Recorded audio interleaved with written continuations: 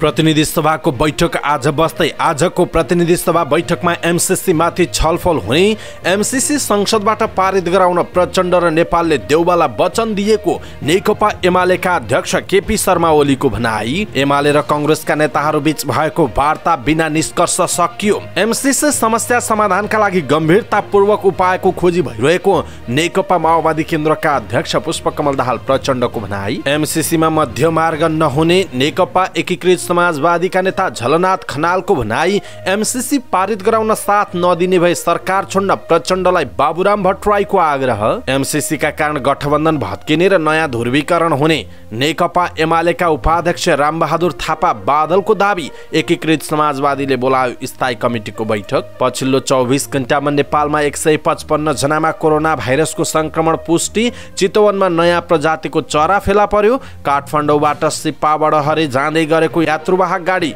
इन्द्रावती बगरमा दुर्घटना, 2 जना गम्भीर घाइते। 2000 दरका नोट चलाउन नेपाललाई भारतको आग्रह। पहिलेका नोट साट्न नेपालको शर्त।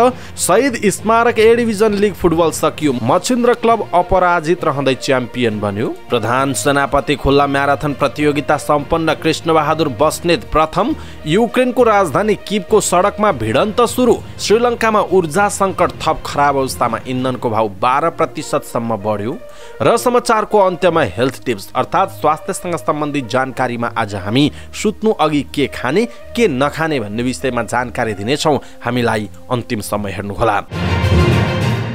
दर्शक महानुभाव नमस्कार। समाचारपाटी.com को न्यूज बुलेटिनमा यहाँलाई हार्दिक स्वागत छ। म प्रहलाद चन्द्र घिमिरे। दर्शक महानुभाव आज मिति विक्रम सम्वत 2078 साल फागुनको 15 गते आइतबार ईस्वी सम्वत सन् 2022 फेब्रुअरी 27 तारिक रहेको छ। सदाको झैं आज पनि हामी तपाईलाई काम लाग्ने महत्त्वपूर्ण समाचारहरू, जानकारीहरू, नेपाल सरकारका नयाँ निर्णयहरू, एमसीसीसँग सम्बन्धित महत्त्वपूर्ण समाचार र युक्रेन र रसियाको युद्धको विषयमा समाचार लिएर आएका छौँ। हामीलाई अन्तिम समय हेर्नुहोला। हामीलाई कहाँबाट हेर्दै हुनुहुन्छ, कस्तो लाग्दैछ त्यो कुरा लेखिदिनुहोला। दैनिक रूपमा हेर्नुहुन्छ भने रेगुलर भनेर लेख्नुहोला। आज पहिलोचोटि हो भने फर्स्ट टाइम भनेर लेखिदिनुहोला। पलपलको न्युज अपडेटका लागि हाम्रो च्यानललाई अहिलेसम्म तपाईँले सब्स्क्राइब गर्नु भएको छैन भने कृपया सब्स्क्राइब गर्नुहोस् अनि नजिकै आउने बेल आइकनलाई क्लिक गर्नुहोला। ताजा र महत्त्वपूर्ण समाचारहरू पढ्नका लागि तपाईले हाम्रो वेबसाइट www.समाचारपाटी.com चाहिँ लगइन गर्न नबिर्सिनुहोला। आउनुहोस् दर्शक महानुभाव आजका महत्त्वपूर्ण समाचार सुरु गरौँ। एमसीसी संसद बैठकमा छलफल हुने प्रसङ्गबाट। आज बस्ने प्रतिनिधि सभाको बैठकमा एमसीसी माथिको छलफल हुने भएको छ। संघीय संसद सचिवालयले प्रकाशन गरेको बैठकको कार्यसूचीमा एमसीसी सम्झौता बारेमा छलफल अगाडि बढाउने उल्लेख छ। आज दिउँसो बस्ने बैठकमा प्रधानमन्त्री शेरबहादुर देउवाले गत आर्थिक वर्षको महान्यायाधिवक्ताको वार्षिक प्रतिवेदन पेश गर्ने पहिलो कार्यसूची रहेको छ भने दोस्रो कार्यसूचीमा अर्थमन्त्री जनार्दन शर्माले नेपाल सरकार र अमेरिकी सरकार बीचको एमसीसी अनुदान सहायतामाथि सामान्य छलफल गरियोस् भनी प्रस्ताव गर्ने कार्यसूची तोकिएको छ। यस्तै प्रतिनिधि सभाको बैठक अघि बिहान 11:30 बजे कार्यव्यवस्था परामर्श समितिको बैठक बोलाइएको सभामुख अग्नि सापकोटाको सचिवालयले जनाएको छ। यसअघि फागुनको 12 र 13 गतेका लागि बोलाइएको प्रतिनिधि सभाको बैठक सरकारको आग्रहमा स्थगित गरिएको थियो। एमसीसी सम्झौता संसदबाट पास गर्ने विषयमा सत्ता गठबन्धन दलभित्रै विवाद रहेकाले यस अघिका बैठक स्थगित भएको थियो। सत्तारूढ दलहरू नेकपा माओवादी केन्द्र र नेकपा समाजवादीले एमसीसी पारित नगर्ने अडान कायम राखेपछि प्रधानमन्त्री शेरबहादुर देउवाले सत्तारूढ दलहरूसँगै प्रमुख प्रतिपक्ष दल नेकपा एमालेसँग पनि छलफललाई तीव्रता दिनुभएको छ। प्रमुख प्रतिपक्ष दल नेकपा एमालेका अध्यक्ष केपी शर्मा ओलीले माओवादी केन्द्रका अध्यक्ष पुष्पकमल दाहाल प्रचण्ड र नेकपा एकीकृत समाजवादीका अध्यक्ष माधव कुमार नेपालले एमसीसी संसदबाट पारित गराउन प्रधानमन्त्री शेरबहादुर देउवाला वचन दिएको खुलासा गर्नुभएको छ। अध्यक्ष ओलीले शुक्रबार बिहानै प्रधानमन्त्री देउवाला भेटेर दाहाल नेपाल दुवैले गठबन्धन नटुटाउने शर्तमा एमसीसी पास गर्ने वचन दिएको बताउनु भएको हो। काठमाडौँमा आयोजित प्रगतिशील तथा पेशागत कानुन व्यवस्थायी संगठन नेपालको दोस्रो राष्ट्रिय सम्मेलनमा बोल्दै उहाँले एमसीसी बारे कांग्रेसले आफ्नो पार्टीसँग छलफल गरेपछि दाहाल नेपाल गठबन्धन टुट्ने डरले अत्तालिएको दावी समेत गर्नुभयो। तर प्रधानमन्त्री देउवाले भने एमसीसी पास गर्न इमानदार हुन दाहाल नेपाललाई सचेत गराएको ओलीको भनाइ छ। अध्यक्ष ओलीले आफ्नो पार्टीले भने देश र जनताको हितमा त्यसबारे आवश्यक निर्णय लिने दोहोर्याउनु भएको छ। नेकपा एमाले र नेपाली कांग्रेसका दोस्रो तहका नेताहरूबीच भएको वार्ता बिना निष्कर्ष सकिएको छ। एमाले अध्यक्ष केपी शर्मा ओलीको निवास बालकोटमा भएको बैठकमा नेपाली कांग्रेस र नेकपा एमालेका नेताहरूले पुरानो अडान कायम राखेपछि बैठक बिना निष्कर्ष टुङ्गिएको हो। बैठकपछि सञ्चारकर्मीहरूलाई सञ्चार तथा सूचना प्रविधि मन्त्री ज्ञानेन्द्र बहादुर कार्कीले प्रतिनिधि सभा सञ्चालन गर्न र राष्ट्रिय सहमतिका साथ अमेरिकासँग भएको एमसीसी सम्झौता अनुमोदन गर्न आग्रह गरिएको बताउनु भएको छ। कार्कीका अनुसार एमालेले बैठकमा प्रतिनिधि सभा आफ्नो पार्टीका लागि नखुलेको भन्दै त्यसलाई खुलाउन आग्रह गरेको बताउनुभयो। आफ्नो सिफारिस अनुसार 14 जना सांसदलाई कारबाही नगरी प्रतिनिधि सभा बैठकमा भाग लिन दिएको भन्दै एमालेले 6 महिनादेखि संसद अवरुद्ध गर्दै आएको छ। सत्ता साझेदार नेकपा माओवादी केन्द्रका अध्यक्ष पुष्पकमल दाहाल प्रचण्डले सत्तारूढ गठबन्धन टुट्न नदिन आफूहरू गम्भीरताका साथ लागि परेको बताउनुभयो। दाहालले एमसीसीकै कारण सत्तारूढ गठबन्धन टुट्ने खतरामा रहेको निष्कर्ष निकाल्दै त्यसलाई जोगाउने र एमसीसी समस्या समाधानका लागि आफूहरूले विभिन्न उपायहरूको खोजी गम्भीरतापूर्वक गरिरहेको बताउनु भएको हो। शहीद दिलबहादुर रम्तिलको स्मृति दिवसको अवसरमा काठमाडौँमा आयोजित एक कार्यक्रममा बोल्दै उहाँले संविधान, लोकतन्त्र र राष्ट्रियताको रक्षाका निम्ति कसम खाएर बनेको सत्तारूढ गठबन्धन टुटाएर कुनै पनि खालको प्रतिगमनकारी गठबन्धन हावी हुने अवस्था नआओस् भनेर आफूहरूले सक्दो प्रयास गरिरहेको पनि उहाँको भनाइरहेको छ। सत्तारूढ नेकपा एकीकृत समाजवादीका नेता झलनाथ खनालले यथास्थितिमा एमसीसी संसदबाट पारित नहुने दावी गर्नुभएको छ। एमसीसीमा मध्यमार्ग नहुने भन्दै उहाँले पक्ष र विपक्ष मध्ये आफूहरू विपक्षमा रहेको बताउनुभयो। माओवादी केन्द्रका शीर्ष नेताहरूसँग छलफलपछि सञ्चारकर्मीहरूसँग कुरा गर्दै उहाँले भन्नुभयो, के हुन् मध्यमार्ग भनेर त्यो मध्यमार्गको कुरा हामीलाई थाहा हुँदैन, तर दुईवटा मार्ग छन्, यस वा नोको मार्ग। हामी यथास्थितिमा नो भन्छौँ, राष्ट्रको हितमा हुने गरी संशोधन गरिए यस भन्ने पक्षमा छौं, उहाँको भनाइ छ। एमसीसीमा मध्य मार्गको खोजी भएको विषय आफूले पनि सञ्चार माध्यमबाट थाहा पाएको भन्दै उहाँले कसले मध्य मार्ग खोजेको हो आफूलाई जानकारी नभएको बताउनुभयो। नेता खनालले सरकार छोड्ने कि नछोड्ने भन्ने विषय एमसीसीको मुद्दा कसरी टुङ्गिन्छ त्यसमा भर पर्ने बताउनु भएको छ। सत्ता साझेदार जनता समाजवादी पार्टीका संघीय परिषद अध्यक्ष डाक्टर बाबुराम भट्टराईले संसदबाट एमसीसी पारित गराउन साथ नदिने भए तत्काल सरकार छाड्न माओवादी केन्द्रका अध्यक्ष पुष्पकमल दाहाललाई आग्रह गर्नुभएको छ। पूर्व प्रधानमन्त्री समेत रहनुभएका अध्यक्ष भट्टराईले संसदबाट एमसीसी पास गर्ने बेला आफूहरू बाहिरिने भनेर लटरपटर कुरा नगर्न पनि दाहाललाई चेतावनी दिनुभयो। उहाँले एमसीसी सम्झौता संसदमा रहेको कुल सदस्य संख्याको स्पष्ट बहुमतबाट पारित गर्न साथ नदिए माओवादी केन्द्र सरकारबाट बाहिरिनु पर्ने र त्यसको ठाउँमा अर्को पार्टी आउने दावी समेत गर्नु भएको छ। काठमाडौँमा आयोजित एक कार्यक्रममा बोल्दै अध्यक्ष भट्टराईले सरकारमा बसेर तर मार्ने अनि बाहिर राष्ट्रवादी भनेर भित्रभित्र राष्ट्रघात गर्न माओवादी केन्द्रले नपाउने पनि उहाँको भनाइरहेको छ। नेकपा एमालेका उपाध्यक्ष रामबहादुर थापा बादलले नेपाली राजनीतिमा छिट्टै नयाँ ध्रुवीकरण हुने बताउनु भएको छ। नेकपा एमालेले वीरेन्द्रनगरमा आयोजना गरेको कर्णाली प्रदेश स्तरीय प्रशिक्षण कार्यक्रमलाई सम्बोधन गर्दै उहाँले अमेरिकी सहयोग परियोजना एमसीसीका कारण राष्ट्रिय राजनीतिमा नयाँ ध्रुवीकरण हुने दावी गर्नुभएको छ। यो स्वार्थले बनेको अवसरवादीहरूको गठबन्धन हो। अवसरवादीहरूले एमालेलाई एक्ल्याउन खोजेका थिए। एमसीसीकै कारण अबको 1-2 दिनमा गठबन्धन भत्किन्छ र राष्ट्रिय राजनीति ध्रुवीकरण हुन्छ, उपाध्यक्ष बादलले भन्नुभएको छ। बादलले अहिलेको सत्ता गठबन्धनलाई प्रतिक्रियावादी र अवसरवादीको संज्ञा दिनुभयो। एमालेको नेतृत्वमा मात्र समृद्धि सम्भव रहेको भन्दै उहाँले निर्वाचनमा बहुमत ल्याउने गरी तयारीमा लाग्न कार्यकर्ताहरूलाई निर्देशन समेत दिनुभएको छ। नेकपा एकीकृत समाजवादीले स्थायी कमिटीको बैठक बोलाएको छ। अमेरिकी सहयोग परियोजना एमसीसीका विषयमा छलफल गर्न आज स्थायी कमिटीको बैठक बोलाइएको प्रचार विभाग प्रमुख जगन्नाथ खतिवडाले जानकारी दिनुभएको छ। प्रतिनिधि सभाको बैठक पनि आज छ। उक्त बैठक बस्नु अघि एकीकृत समाजवादीले स्थायी कमिटीको बैठक बोलाएको बताइएको छ।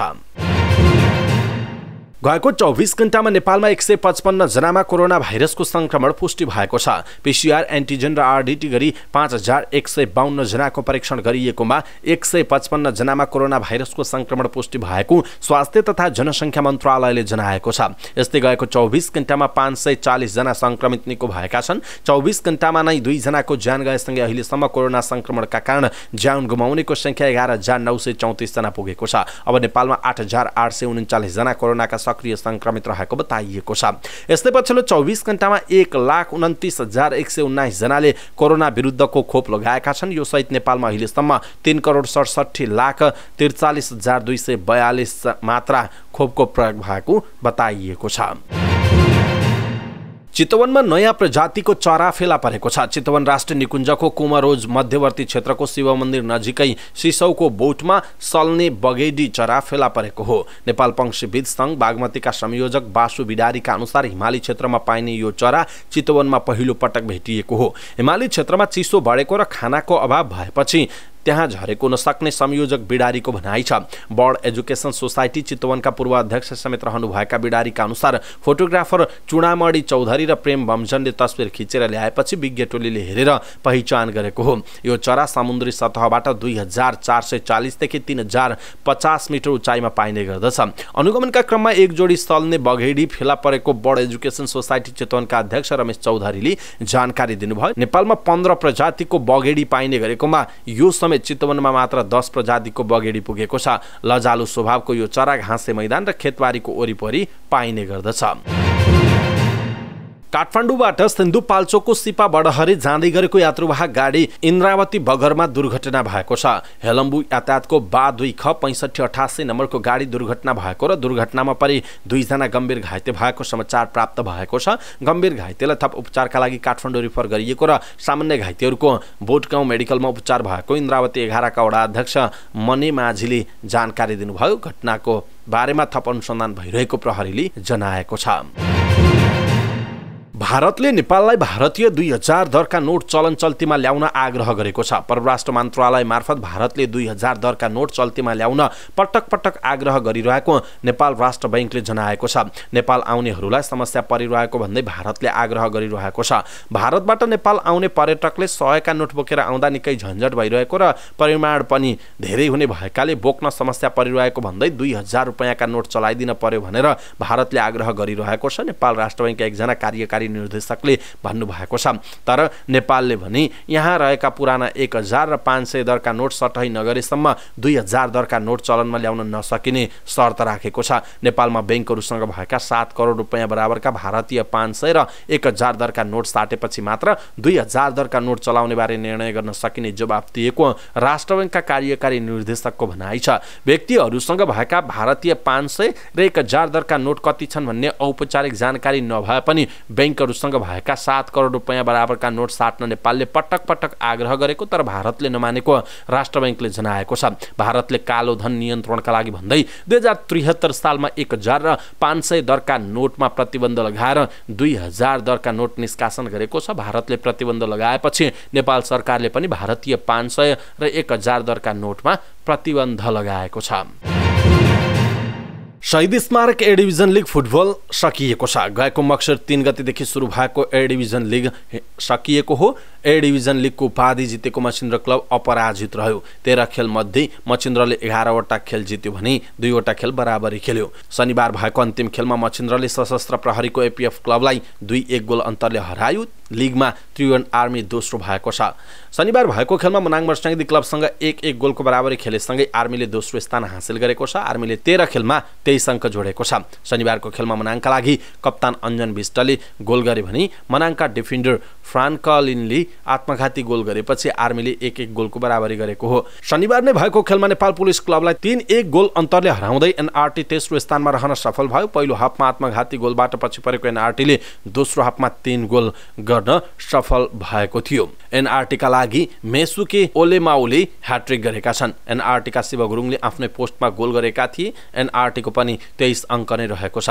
लिगमा 7 दोबाटो युथ क्लब चौथो र मनाङ मर्स्याङ्दी क्लब 5औं स्थानमा रह्यो। यो सिजन चासल युथ क्लब र ब्रिगेड बोइज क्लब रेलिगेसनमा पर्दै बी डिभिजनमा घटुवा भएका छन्। लिग विजेता मचिन्द्र क्लबले 75 लाख रुपैयाँ पुरस्कार पायो भने दोस्रो भएको त्रिभुवन आर्मी क्लबले 50 लाख रुपैयाँ पाएको जनाइएको छ। यस वर्षको प्रधान सेनापति खुल्ला म्याराथन प्रतियोगितामा तीव्र गतिका धावकको सूचीमा नेपाली सेनाका कृष्णबहादुर बस्नेतले नाम लेखाउन सफल हुनुभएको छ। सेना दिवसका अवसरमा आयोजित झण्डै 42 किलोमिटर दूरीको म्याराथन 2 घण्टा 19 मिनेट 57 सेकेन्डमा पूरा गरी बस्नेत पहिलो घोषित हुनुभएको हो। पहिलो हुनुभएका बस्नेतले 3 लाख रुपैयाँ नगद र मोटरसाइकल पुरस्कारका साथै अमेरिकामा हुने वर्ल्ड च्याम्पियनसिपमा भाग लिने अवसर समेत पाउने बताइएको छ। प्रतियोगितामा सेनाकै खड्गबहादुर खड्का दोस्रो तथा सशस्त्र प्रहरी बल नेपालका किरण सिंह बोगटी तेस्रो हुनुभयो। प्रतियोगिता अन्तर्गत पुरुष हाफ म्याराथन प्रतियोगितामा जगेन्द्र राई प्रथम, दीपक अधिकारी द्वितीय र तीर्थकुमार पुन तृतीय हुनुभयो। यसै गरी महिलातर्फको हाफ म्याराथनमा सन्तोषी श्रेष्ठ प्रथम, राजपुरा पछाई द्वितीय र विश्वरूपा बुढा तृतीय हुनुभयो। विजयी प्रतियोगीलाई प्रधान सेनापति प्रभुराम शर्मा, रक्षा सचिव किरणराज शर्मा र युवा तथा खेलकुद मन्त्रालयका सचिव डाक्टर दामोदर रेग्मी लगायतले पुरस्कार, नगद पुरस्कार एवं प्रमाणपत्र प्रदान गर्नुभएको थियो।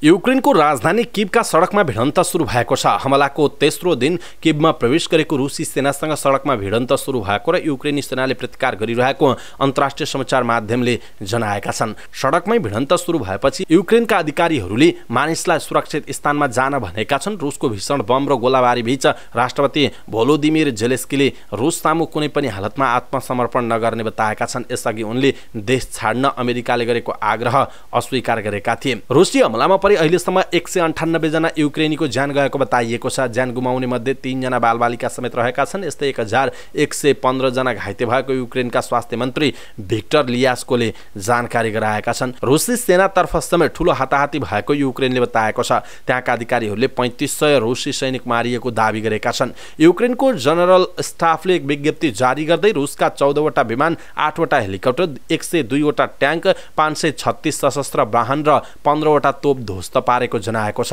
यता रुसको रक्षा मन्त्रालयले युक्रेनका 800 भन्दा बढी सैन्य संरचना र अखडा ध्वस्त पारेको बताएको जनाइएको छ। यसैबीच रुसी सेनासँग लडिरहेको युक्रेनमा फ्रान्सले हतियार एवं उपकरण पठाउँदैछ। शनिबार बिहान जेलेस्की फ्रान्सका राष्ट्रपति इमानुएल म्याक्रोबीच कुराकानी भएको थियो र उक्त कुराकानीपछि फ्रान्सले युक्रेनमा हतियार एवं उपकरण पठाउँदै गरेको बताइएको छ। अमेरिकी राष्ट्रपति जो बाइडेनले समेत युक्रेनलाई तत्काल सैन्य सहायता दिने एक आदेशमा हस्ताक्षर गरेका छन्। उनले 60 करोड अमेरिकी डलर बराबरको सैन्य सहायता उपलब्ध गराउने सो आदेशमा हस्ताक्षर गरेको बताइएको छ। श्रीलङ्कामा ऊर्जा सङ्कट थप खराब अवस्थामा पुगेको छ। श्रीलङ्काको सबैभन्दा ठूलो इन्धन आपूर्तिकर्ता मध्ये कम्पनीले इन्धनको मूल्य 12% सम्म बढाएको छ। बजारको 1/3 हिस्सा रहेको इन्धनको खुद्रा आपूर्तिकर्ता लङ्का आइओएसले दिएको जानकारी अनुसार सार्वजनिक यातायातले प्रयोग गर्ने डिजलको मूल्य 12% र पेट्रोल 11%ले बढेको हो। 3 हप्ता अगाडि 7% भाउ बढेकोमा आज फेरि बढेको छ। कोभिड-19 महामारीका कारण प्रमुख विदेशी मुद्रा कमाउने पर्यटन क्षेत्र सङ्कटग्रस्त बनेपछि श्रीलङ्का आर्थिक सङ्कटको चपेटामा परेको छ। सरकारले विदेशी मुद्रा बचाउने प्रयासमा मार्च 2020मा आयातमा कडाई गरेको थियो। अहिले देशमा इन्धन, विद्युत सवारी साधनको पार्ट्स र सिमेन्ट लगायतको अभाव भइरहेको बताइएको छ। समाचार पार्टी न्यूज बुलेटिनमा अब हेल्थ टिप्स अर्थात् स्वास्थ्यसँग सम्बन्धित जानकारी। आजको स्वास्थ्यसँग सम्बन्धित जानकारीमा हामीले सुत्नु अघि के खाने के नखाने विषयमा जानकारी दिनेछौँ। हामीलाई अन्तिमसम्म हेर्नुहोला। सबै नेपालीहरूमाझ पुर्याउनका लागि यो भिडियोलाई सक्दो सेयर गर्नुहोला। राम्रो स्वास्थ्यका लागि निन्द्रा अनिवार्य छ। निन्द्रासँग नजिकको सम्बन्ध छ स्वास्थ्यको। निन्द्राको कमीले हामीलाई धेरै गम्भीर रोगहरूको जोखिममा पार्न सक्छ। हाम्रो खानपानले हाम्रो निन्द्रामा पनि असर गर्छ। हामी दिनहुँ यस्ता धेरै खानेकुरा खान्छौँ जसले हामीलाई निन्द्रा नलाग्ने समस्या उत्पन्न गर्न सक्छ। यसले हाम्रो निन्द्राको चक्रलाई लामो समयसम्म बाधा पुर्याउँछ। त्यसो त सुत्नु अघि के खाने के नखाने, निन्द्राका लागि कुन खानेकुराबाट बच्न जरुरी छ त? कफीले तपाईँको निन्द्रालाई गम्भीर रूपमा बाधा पुर्याउन सक्छ। यो तत्त्व कफी, चिया र डार्क चकलेटमा पाइन्छ। टमाटरले एसिडिटी हुन सक्छ। त्यसैले सुत्नु अघि टमाटर खानबाट जोगिनुपर्छ। टमाटरले तपाईँको बेचैनी पनि बढाउन सक्छ जसले तपाईँको निन्द्रामा बाधा पुर्याउन सक्छ। अल्कोहल, रक्सीले तपाईँको निन्द्रामा बाधा पुर्याउन सक्छ। तसर्थ सुत्नु अघि धेरै अल्कोहल सेवन गर्नु हुँदैन। मसलादार खाना, मसलायुक्त खानेकुराले तपाईँको निन्द्रामा समस्या ल्याउन सक्छ। यसले पेट दुख्ने र एसिडिटी हुन सक्दछ। मिठाई, सुत्नु अघि धेरै मिठाईहरू नखानुहोस्। यसले गर्दा निदाउन गाह्रो हुन्छ। फास्ट फुड जङ्क फुडले राम्रोसँग निदाउन गाह्रो बनाउँछ। यसमा चिनी, बोसो र कार्बोहाइड्रेट बढी हुन्छ जसले निन्द्रामा समस्या निम्त्याउँछ। फास्ट फुडले मोटोपना पनि बढाउँछ जसले स्लिप एपनिया रोग निम्त्याउन सक्छ। त्यसो त निन्द्राका लागि राम्रो मानिने खानेकुराहरू पनि छन् जस्तो बदाम र ओखर। बदाम ओखरले निन्द्राको गुणस्तर सुधार गर्दछ। यी ड्राई फ्रुट्समा निन्द्राको नियमन गर्ने हार्मोन मेलाटोनिन उच्च मात्रामा पाइन्छ। दूध तातो दूध राम्रो निन्द्राका लागि एक धेरै लोकप्रिय घरेलु उपचार हो। बाल्यकालदेखि हामीलाई सुत्ने समयमा दूध पिउन सल्लाह दिइन्छ। हर्बल चिया आरामदायी निन्द्राका लागि क्यामोमाइल चिया राम्रो विकल्प हो। अनिन्द्रा अर्थात् निन्द्रा नलाग्ने मानिसहरूलाई सुत्नु अघि यो पिउन भनिन्छ। अर्को हो किवी। यस फलमा निन्द्रा सुधार गर्ने धेरै गुणहरू छन्। एक अध्ययनका अनुसार सुत्नुभन्दा 1 घण्टा अगाडि 2वटा किवी खाँदा चाँडो निन्द्रा लाग्ने गर्दछ। आज हामीले सुत्नु अघि के खाने के नखाने भन्ने विषयवस्तुमा जानकारी दियौँ। तपाईँलाई कस्तो लाग्यो आफ्नो धारणा तलको कमेन्ट बक्समा कमेन्ट गर्नुहोला अनि सबै नेपालीहरूमाझ पुर्याउनका लागि यो भिडियोलाई सक्दो सेयर गर्नुहोला। र समाचारको अन्त्यमा हाम्रो नियमित सेगमेन्ट समाचार पार्टी माइन्ड क्विज। समाचार पार्टी माइन्ड क्विजको आजको प्रश्न छ युक्रेनका वर्तमान राष्ट्रपतिको नाम के हो? युक्रेनका वर्तमान राष्ट्रपतिको नाम के हो? आफूलाई लागेको सही उत्तर तलको कमेन्ट बक्समा कमेन्ट गर्नुहोला। अवस्था दर्शक महानुभाव आजका महत्त्वपूर्ण समाचारहरू यति नै। हामीले प्रस्तुत गरेका समाचारहरूप्रति तपाईँको धारणा के छ? आफ्नो धारणा तलको कमेन्ट बक्समा कमेन्ट गर्नुहोला। हाम्रो मेहनतका लागि यो भिडियोमा एउटा सानो लाइक अवश्य गर्नुहोला। दर्शक महानुभाव पल पलको न्युज अपडेटका लागि हाम्रो च्यानललाई सब्स्क्राइब गर्नुहोस् अनि नजिकै आउने बेल आइकनलाई क्लिक गर्नुहोला। पल पलको न्युजहरू महत्त्वपूर्ण समाचारहरू पढ्नका लागि हाम्रो वेबसाइट www.समाचारपार्टी.com लगइन गर्नुहोला। वेबसाइटमा गएर नयाँ तथा ताजा महत्त्वपूर्ण समाचारहरू हेर्न सक्नुहुनेछ। पल पलको न्युज अपडेटका साथ फेरि हाम्रो भेट हुनेछ। तपाईँ समाचारपार्टी.com हेर्दै गर्नुहोस्। नमस्कार।